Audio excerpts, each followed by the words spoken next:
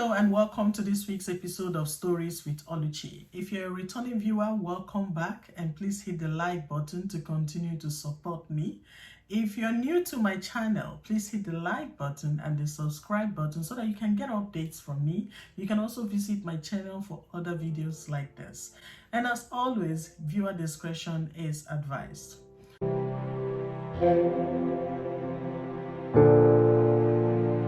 Today's story takes us to Anambra State and is about a man called Eddy Nawgu. His real name is Eddy Okeke. Eddy Nawgu, the name came from him being from Nawgu in Anambra State, so it's more like calling him Eddy of Nawgu. Well, Eddy Nawgu is a self-proclaimed prophet who eventually became a person of interest in his community.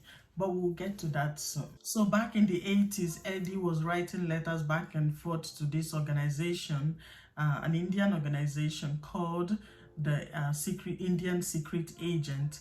And according to him, Eddy's application was approved. He wanted to be a part of them. He wanted extra powers so that he can perform miracles and grant wishes to people. So according to information about this secret cult, once your application is approved and once you've been allowed to become a member in the cult, all your wishes are granted. And Eddy had that opportunity, and according to him, all his powers came from that organization. They began sending him catalogs on how to perform different miracles, how to do this, how to bless this, how to do that. And Eddy kept on practicing and doing all that until he was fully confident that he could actually lead a ministry. And when he realized that he was ready, he opened a Nyama healing center. It was a busy prayer house. People came and left. He was performing miracles, signs and wonders. It was just a very, very busy place that people wanted to see for themselves. According to records, people said he performed all sorts of miracles, and he called himself Okalamado, Okalamor, which means he was bigger than human and he was bigger than a deity. Now, this is someone who assumed himself as a god. He bragged about it, and he made people realize that he had so much power to do whatever he wanted to do. There was different calibers of people coming to his church. For example, there was a time when he would ask the church people to pray for two strange men who had just come into the church, and he would say that they have been blessed tremendously, that he would need them to pray for this man.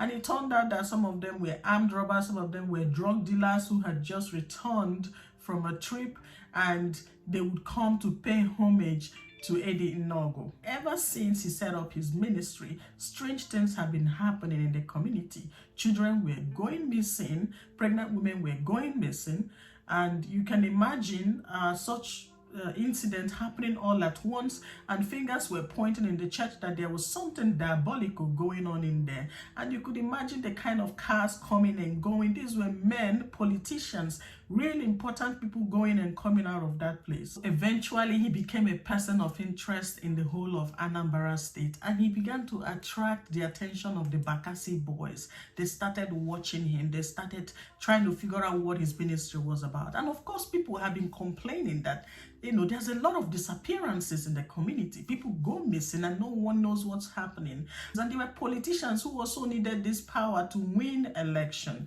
So this place was very busy, and he went from a regular prayer house into something sinister. There were also rumors that he was importing firearms.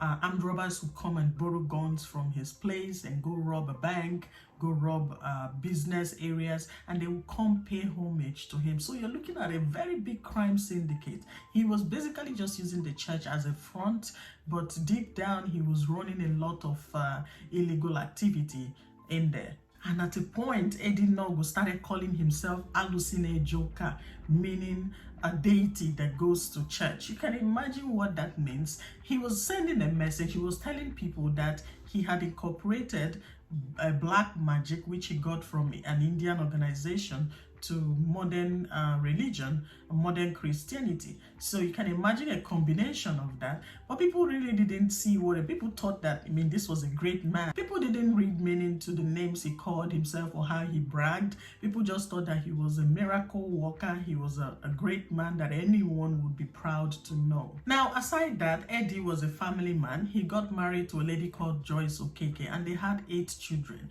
But they also rumored that Joyce was part of the crime syndicate.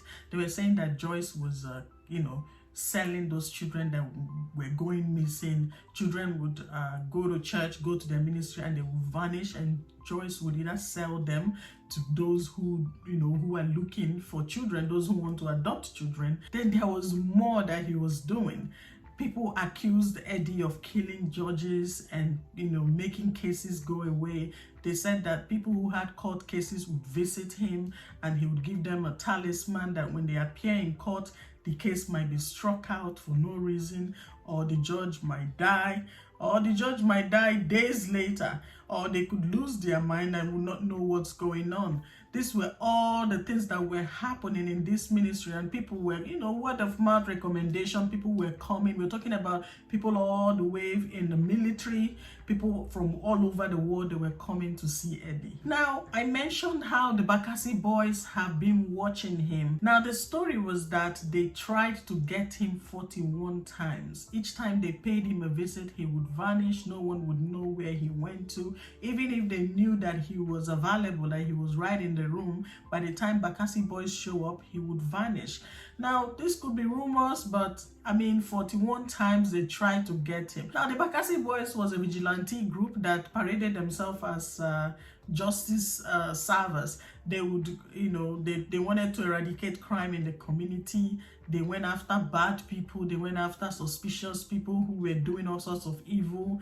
And Eddy Nawgu was on the top of their list. So anytime they came to a Nyama healing center, Eddy Nawgu was no place to be found. Even if they know that he just ran into the room, he would vanish, and they would search all over the place for him, and frustrated, they would leave and they would come back at another day. So that morning, they came to Eddy Nawgu's house and they surrendered everyone in the compound, because he lived in this gigantic mansion with a lot of people who were helping him out in all this stuff, about the church business. So they surrounded them and kept them in the corner, and they drove their van. What we do not know is that how come Eddy Nawgu didn't know that these guys were coming. We don't know that part. But the way things turned out, it was very, very interesting. So 3 men went to Eddy Nawgu's door. They knocked on it. He was in bed with his wife. His wife stood up, went to the door, and saw these men standing there looking angry with guns. They pushed her on the side, looked around the living room, asking her, "Where is your husband? Where is Eddie?" And they pointed a gun at her. And she's like, my husband is in the room. Is there a problem? Who are you people? Why are you in my house? And why are you holding guns? Is there any problem? They pushed her to the side and they marched in, and they saw Eddy Nawgu is still in his short knicker. He had no shirt on, and they dragged him by the neck and threw him out of the house. And he rolled on the floor and met the other people in his compound, also sitting in the corner with gun pointed at them. Eddy Nawgu kept asking them, "What do you people want? My name is Eddie. I am here. How can I help you? Why are you in my house? Who sent you? Do you want money? I can pay you." He thought it was a robbery. Or should I say that he was pretending to think that it was a robbery, but those guys were not there to rob. They came for him. And then they picked up his wife as well. As she was about to walk out of the compound, she saw a kid standing at the door, and she ordered the kid to go back into the house and lock the door. So one of the Bakassi boys pushed her and asked, who's that child? Because we know that you people have been kidnapping children here. She said, "That's one of my kids. That's one of my children. I have 8 children. He said, "No, I know that there are other children in that." The woman said, "No, please." And the woman said, "I don't know what you people are talking about. These are kids in there. Please do not shoot." So one of the Bakassi boys charged into the room, looked around and saw children all in the living room. He had a lot, Eddie had a lot of kids, and they were all there staring. They didn't know what to do. So they took Eddy Nawgu, his wife, and his in-law, meaning his wife's father, who's about 80 years old. They dragged 3 of them away and they took them somewhere. So when they got to where this is their detention center, the Bakassi holding center, where they keep a lot of suspects, they put them in prison and interrogate them, and when they feel like it's time to kill them, they will drag them in public and kill them. So Eddy Nawgu was placed in a cell, locked up, and he had other cellmates who who shared some stories about what they experienced about him. They said that every morning they would drag out Eddy Nawgu, they would flog him mercilessly, they would beat him, they would slap him around with machete, they would ask him questions, and then he would tell them, I don't know what you people are talking about, I've never committed a crime in my life. Can you guys just kill me if you want to kill me and stop torturing me? And then they would put him back in the house, and then they would bring out his in-law, the 80-year-old man. They would beat him around, kick him around, and then keep asking him questions about all the missing people and all the crimes they've been committing. And the old man would say as well that he doesn't know what they're talking about. So eventually, when they got tired of torturing Eddy Nawgu and all, they decided to kill him. So there was something else that was strange about Eddy Nawgu's arrest. Normally, when the Bakassi boys arrest a suspect that they feel has been committing a lot of crime in the community, they usually put an amulet, more like a charm necklace, on that person's neck, and according to them, if he changes color or if he looks a different way, they would either let the person go or they would kill the person. So but this time they did not do that for Eddy Nawgu, because they already felt like this man is dangerous. We don't even need to test our amulets on him. So then Eddy Nawgu was begging them to put that stuff on him. He was begging them, put it on me and test me. Put it on my neck and you would see if I'm innocent or not. There's no need beating me around. But they wouldn't, because they knew that Eddy Nawgu would show that he was innocent, because obviously the man was very powerful, way more powerful than the Bakassi boys ever imagined. Imagine trying to hunt such a man for 41 times and they finally got him. You think they're just gonna let him go? So finally, on the 9th of November 2000, Eddy Nawgu was dragged into Ochanja Market in Onitsha for a public execution. They tried to cut his arm and he wouldn't walk. They tried to cut his legs, he wouldn't walk. They beat him, truly. They beat him so hard that he was incapacitated, but still, he wouldn't die so easily. They poured gasoline on him and tried to light him up, and he didn't light up. So they started to shave his head, because Eddy Nawgu had this puffy afro. He had a very big afro, and then somehow they got the idea to shave his head. They shaved his head down to really low cut, and then they tried again and tried to cut him, and eventually the machete was able to cut through his skin. They cut his legs, cut his arms, put him in a wheelbarrow, pour gasoline on him, and light him up in broad daylight. That was how Eddy Nawgu was publicly executed. That was the end of him, and people were actually very happy to see him dead. But of course, they released his in-law, the 80-year-old man, and his wife. His wife was able to come home and tell the story of how they barged into the house and arrested him in the first place. But now the question was, what happened to a Nyama healing center? Did it stop operating? Did everything come to a screeching halt? No, it did not.